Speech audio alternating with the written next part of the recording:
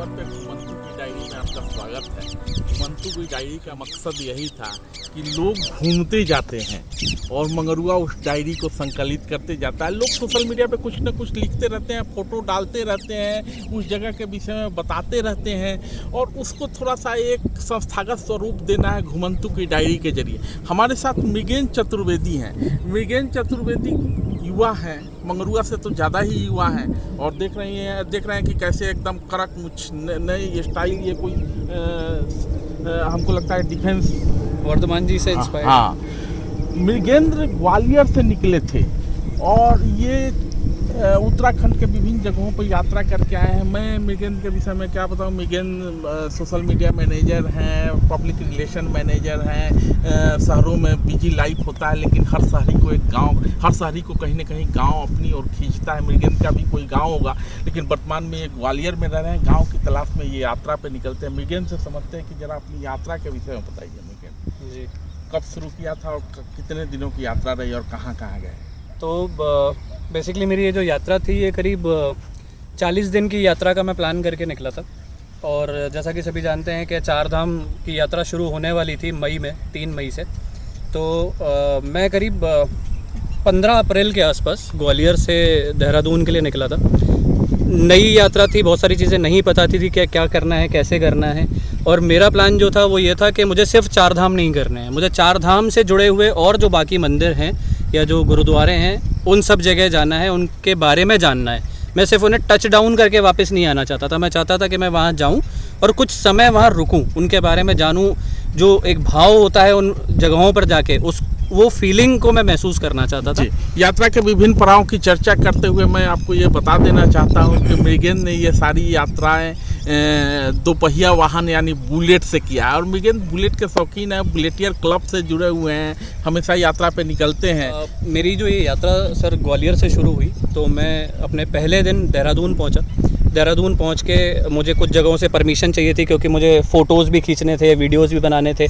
लेकिन वहाँ जाके कुछ जगहों से परमिशन लेटर मुझे मिले सरकारी दफ्तरों से, तो उनके बारे में सब जानकारी लेके कि कहाँ जाना है, कैसे जाना है, क्या रूट होना चाहिए, ये सब चीज़ें करते हुए मैंने 1 हफ़्ता करीब देहरादून में दिया।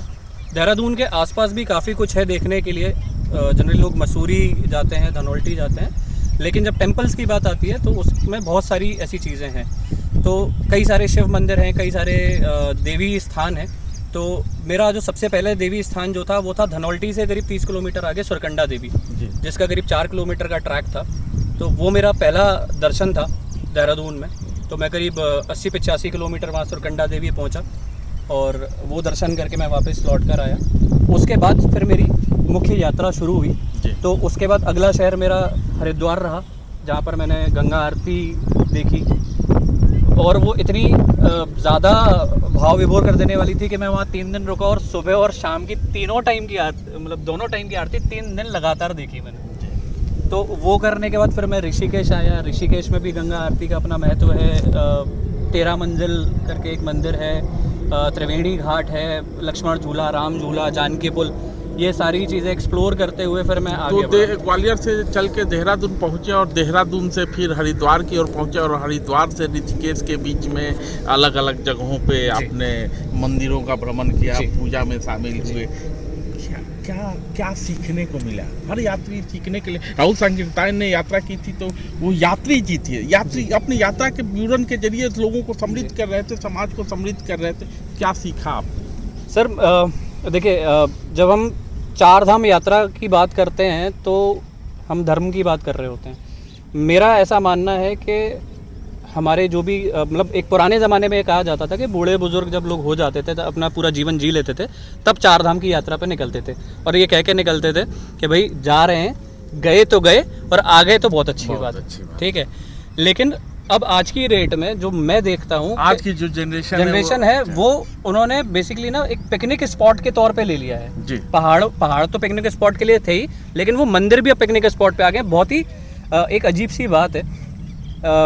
मजाक में कह लीजिए या सीरियस नोट पे ले लीजिए, किसी युवक युवती का जब कोई नया जोड़ा जब आता है शादी होके, उनसे जनरली ये पूछ लीजिए कि भाई हनीमून पे कहाँ जा रहे हो, तो वो छूटते ही बोलते हैं कि इस बार तो वैष्णो देवी जाएंगे जी, ठीक है।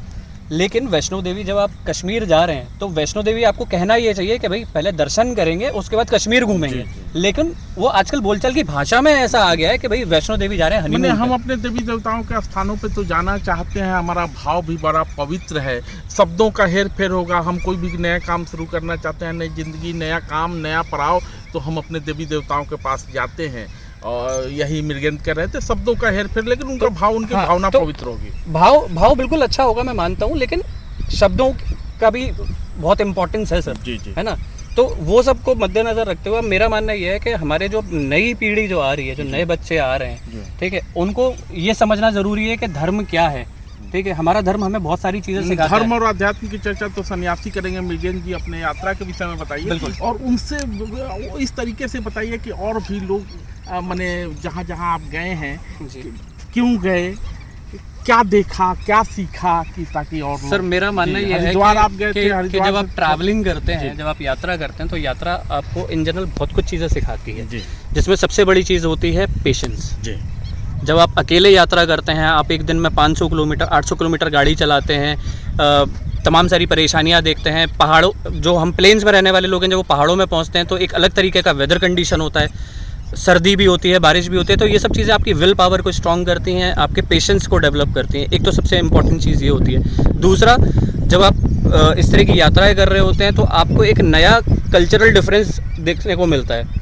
आप जिस तरह से मध्य प्रदेश में रह रहे हैं, शायद पहाड़ों में कुछ डिफरेंट होता है, तो वो कल्चर जो आपको देखने को मिलता है वो आप सीखते हो कि भाई ऐसा भी कुछ नई चीज़ें हैं, इस तरह का खान पान है, इस तरह के पूजा पाठ है, इस तरीके का पहनावा है। मृगेंद्र अभी कल्चरल डिफरेंस की बात कर रहे थे, लेकिन मैं उसको मगरुआ उसको सांस्कृतिक एका कहता है। हम ग्वालियर के राजघरानों के और वो किले देख के आते हैं, पहाड़ों की ओर जाते हैं, और पहाड़ के सामने जब खड़ा होते हैं तो लगता है कि किला बहुत बड़ा, बिल्कुल बहुत छोटा। तो ये सांस्कृतिक एका है। जी, हरिद्वार से निकल के फिर कहाँ गए आप? तो हरिद्वार से निकलने के बाद सर मैं फिर ऋषिकेश गया। ऋषिकेश में मैं 2 दिन रुका। उसके बाद फिर मेरा जो अगला पड़ाव था वो था उत्तरकाशी। जी, तो उत्तरकाशी में एक बहुत फेमस मंदिर है शिव जी का, जिन्हें उत्तरकाशी महादेव कहा जाता है, और ऐसा कहा जाता है कि जो काशी के महादेव हैं उन्हीं का ये रूप है यहाँ पर, और उत्तर क्षेत्र में है ये, तो इसलिए उत्तर के काशी कहे जाते हैं। तो इनका भी जो इम्पोर्टेंस है वो काशी महादेव जितना ही है, इसलिए उत्तरकाशी महादेव कहलाते हैं।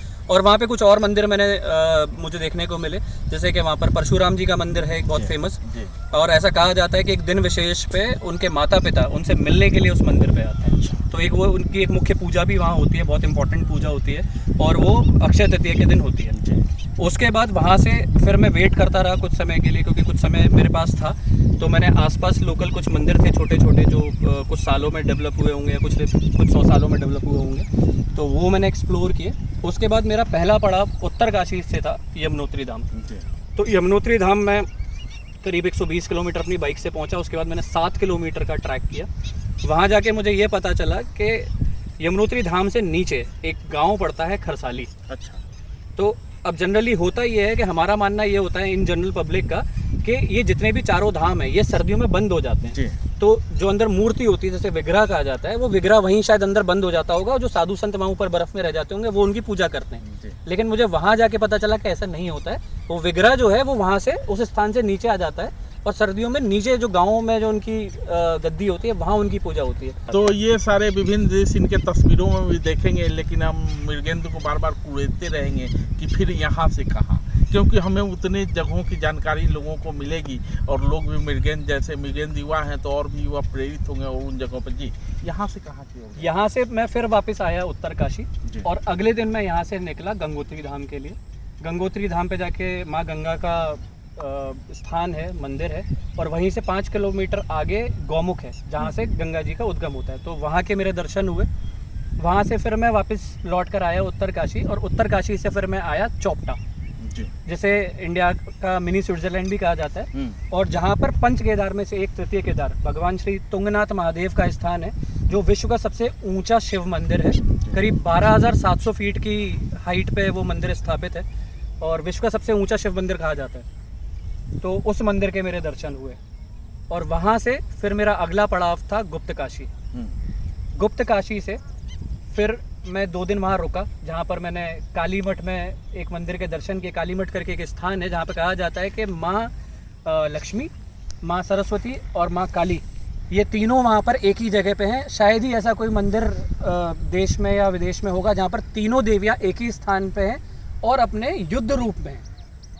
ये वहाँ की खासियत है। और ये भी कहा जाता है कि राक्षस रक्त बीज का वध माँ ने वहाँ किया था काली स्वरूप में। जी, तो परंपराओं को संजो रहे थे, आगे बढ़ते ही जा रहे थे और ये यात्रा बढ़ते ही जा रही है। कितने दिन की यात्रा आप तक? ये करीब 36 दिन की यात्रा थी, जिसमें मैंने 3800 किलोमीटर मोटरसाइकिल चलाई और मैंने करीब 22 लोकेशन, 4 धाम, जिसमें कि आपका केदारनाथ, बद्रीनाथ, गंगोत्री, यमुनोत्री के अलावा पंच केदार, पंचबद्री और कुछ शक्तिपीठ मैंने कवर किए। मृगेंद्र, बाइक से जो चलता है, बाइक तो खुद ही रिस्की है, हालांकि आप बाइक से मृगेंद्र, मैं आपको बता दूं कि मृगेंद्र पिछले दिनों मैंने कुछ महीने पहले मृगेंद्र का एक्सीडेंट भी हो गया था। इसकी क्या चुनौतियां हैं बाइकर्स के लिए, और खासकर ऐसी यात्रा में जब आप निकलते हैं तो किन बातों का ध्यान रखना चाहिए? सर मैं वापस उसी चीज़ पे आऊँगा, पेशेंस। जी, क्योंकि जब आप बाइक के ऊपर होते हैं तो एक बाइकर के लिए फील बड़ा डिफरेंट होता है। आपको एक 360 डिग्री व्यू मिलता है, वो जो शायद आप कार में, ट्रेन में या बस में वो फील नहीं कर सकते। जहाँ आपका मन है आप रुक गए, पहाड़ों का नज़ारा लेना है, पहाड़ों का नज़ारा ले रहे हैं, नदी का नज़ारा लेना है, नदी का नज़ारा ले रहे हैं, कोई रोक टोक नहीं है आपके ऊपर, कोई समय की पाबंदी नहीं है।